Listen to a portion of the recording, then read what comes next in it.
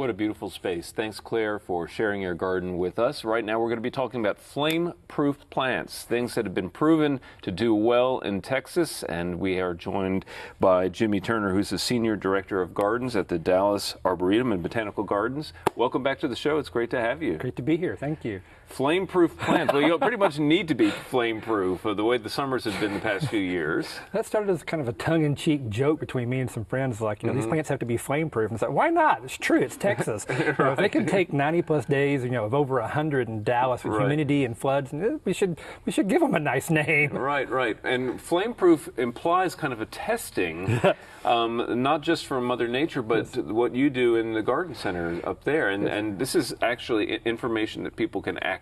Yes. The Dallas Arboretum is actually one of the largest testing sites for plants worldwide. We test from every country breeding projects worldwide, about 4,000 entries a year.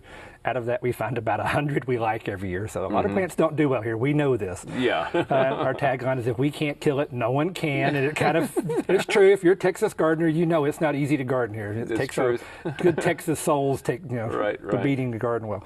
But you can go to our website, flameproofplants.org or DallasPlantTrials.org. It takes you to the same place. Right. And you can see all of our list, our favorite plants, get a monthly email about which plant we're promoting for next year, and hopefully you can buy it locally soon. Right. Well, you're a passionate gardener, and you help choose all of these, the favorites that you're recommending to folks. And our task today is to pass on some of your favorites, and this is really a terrific looking list of plants. We're going to start by talking about a variety of coleus that I really love the coloration on. Well, coleus to me, people, how do you know a sun coleus from a shade coleus? I say plant it in the sun. If it dies, it was a shade coleus. So pretty much for me, as far as I'm concerned in Texas, you should only grow sun coleus, and that's the royal glissade, or glissade, depending on who pronounces it. It's got raspberry on the back of the leaves and looks like it was gold flaked or gold dusted on the top. The color just gets richer the hotter it gets instead of paler and lighter. Yeah. Full sun, 3 foot tall, never flowers. If it does, just a few little spikes, but great for combos and mass plantings, easy to grow. Right, and great, as you say, for combos, meaning combining with other plants. And this is one that I could see kind of weaving into some perennials, and it's just really working beautifully. And really big leaves the size of my hand, so it's not some little tiny little coleus that's going to get lost. At Texas, it's 100 degrees. You want to see it heading to your front door quickly. Right. And it's a subtle color that mixes with oranges and peaches or mixes with purples and reds. It kind of goes with everything. And a little thirsty, I would think. A little thirsty. If you're not going to want to water, it's going to be 3 waterings a week on this plant. Put it in a pot up near the door if you want to save on water. It's not one you're going to plant out in masses and water once a week. It's a coleus. It's going to need a little water. Right. That's why I was saying they do tend to like the water. Now, on the other side of the spectrum, euphorbias tend to be very xeric.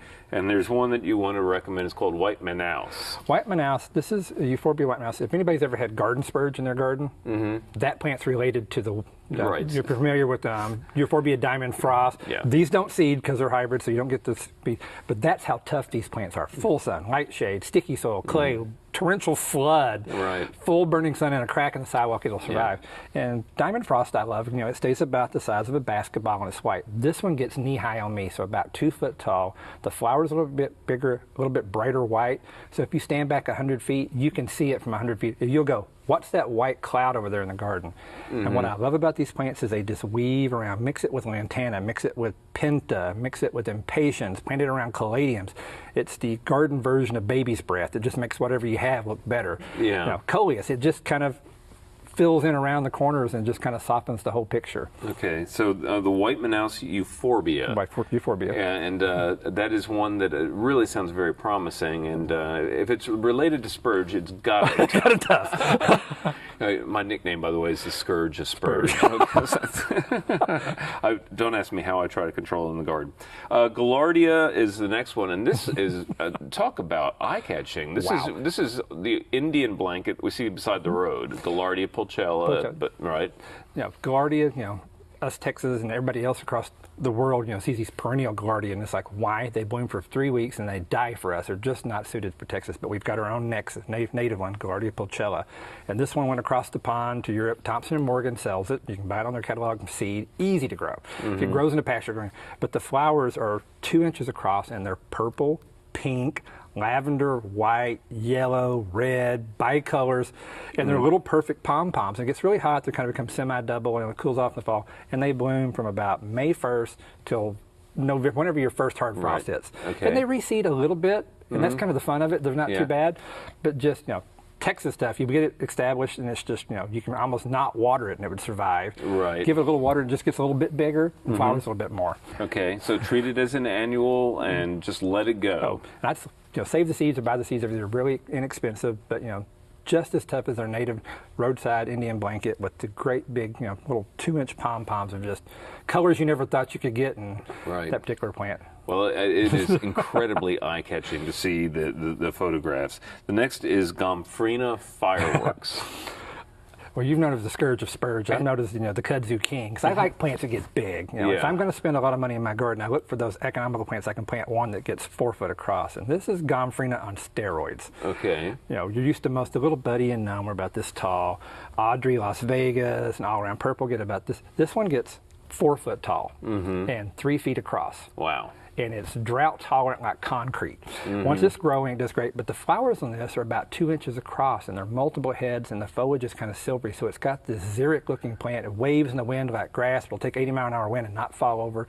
It's just why people aren't growing this plant is because it doesn't look good in a 4-inch pot. So go to your nursery, tell them, I want this plant. I'll buy this plant in a 6-inch pot or a gallon, or look for the seeds on the internet. But wonderful gomphrena, just as tough as the others, but much bigger. And I love the flower form on it. Really striking. It's when the flowers come out, you get a central bud, then you get these axillary buds on the side of it. So it ends up being kind of a little square-shaped flower with an ice cream mound on top. Right, all right. And they're orange-purple with little yellow spikes sticking out of them. It's really, as I said, a striking-looking plant. Now, that is the gomphrena fireworks. The next one on our list is a new variety of the Gerber daisy. It is Drakensberg daisy. It sounds very South African. It's very South African. They took the one you buy at the local grocery store in a little pot with the pretty flower and the nice foliage, which are just duds here. They melt as fast as ice cream in a Texas summer. And they went back to South Africa and looked for one that took drought, full sun, and alkaline soil, sitting on top of a mountain, growing in rock, and crossed the two. And they got these Drakensberg daisies. And the flowers are $50 to silver dollar sized. And they pink, white, orange, yellow, kind of a rosy pink. And I thought, no way in heck that sucker's going to live for me. Let's put it in full sun and kill it, get it out of the garden quickly. That was in April. And September and October, it was still there. The leaves never turned yellow in our alkaline soil. It had been through drought. It had been through flood. It should have had powdery mildew and died. It never had a spot on the leaf. Dark green leaves and little Gerber daisy flowers all summer long. And actually, it'll be perennial for you here in Central Texas South Zone. 8B South, it should be perennial. Okay, wow. And I like the sound of the size of the blooms. It's not this big garish giant flower. It's a nice sized daisy, about daisy 2.5, and just a little bit of cupping to it. There's some new colors coming out this year, so I think it's going to be really popular for our Texas gardeners as a whole. Oh, it sounds like it would be terrific. Drakensberg daisy. The next is a lobellaria / alyssum. The alyssum that shall not speak its name. The breeders of this don't want to call it an alyssum because it looks just like the alyssum you buy in a pot at your local garden center, and it's going to die the moment you put it in the ground. Why even plant it? Just put it on the table and watch it die in 2 days. Probably faster for you, actually, probably about the same speed for Dallas. I always use alyssum in the wintertime, and it's okay in the winter. This alyssum is a whole different beast. Think of they took alyssum and crossed it with kudzu. Okay. Where a regular alyssum gets about this big, this one will get 4 to 5 foot across. It'll hang in a hanging basket 4 feet down. I thought, no way this sucker's going to live. I put it in full sun in our black sticky gumbo clay and thought, that'll kill it. And I kept walking by everything going, God, it's pretty. Sure does smell nice. It did that all summer long for us, and we had it hanging baskets and pots. Through the summer, amazing. You know when you want to water it because it wilts instantly, but it perks right back up after wilting. It has a huge root system, and I thought it would be a nice little plant to mix with petunias. It just eats petunias. It eats sweet potato vine and it are about in the same league to give you idea how well it grows. And then that sounds like a pretty combination, actually. Yes. The purple varieties, the sweet potato vine, and the white trailing down. But you might lose the sweet potato vine. Okay, all right. Well, alyssum, let's call it, Snow Princess. And that sounds like a real winner. It's a good one for us, I think. I love ornamental peppers, and the color on this one's terrific. But we're going to talk about one called Purple Flash. Purple Flash, and this one's available with seeds or plants in pots. And if you can't grow a pepper in Texas, just hire a landscaper because you really do have a black thumb. There's nothing you can do to kill a pepper almost. They love it hot. They love full sun. This one has deep black purple leaves that are marbled with great Kool-Aid colored stripes and white, and it's spotted and mottled. You look at it from across the garden, you think, what is that gorgeous ball of color? And you can't figure out if it's flowers, if it's leaves, and when you find out it's a pepper plant, and you actually see the peppers, and they're black, and they turn red, and they're quite edible and tasty. But 2 foot tall, perfect behaved plant, and nothing eats it. Okay, well, that's, I mean, it sounds fantastic. Purple flash ornamental pepper. We only have time for one more, I'm afraid, okay. And I want to focus in on the salvia called Wendy's Wish, and we have to be very brief. Wendy's Wish, 2 foot tall, peach cups holding fuchsia pink flowers from the day you plant it to the day of frost. Zone 8B South, perennial.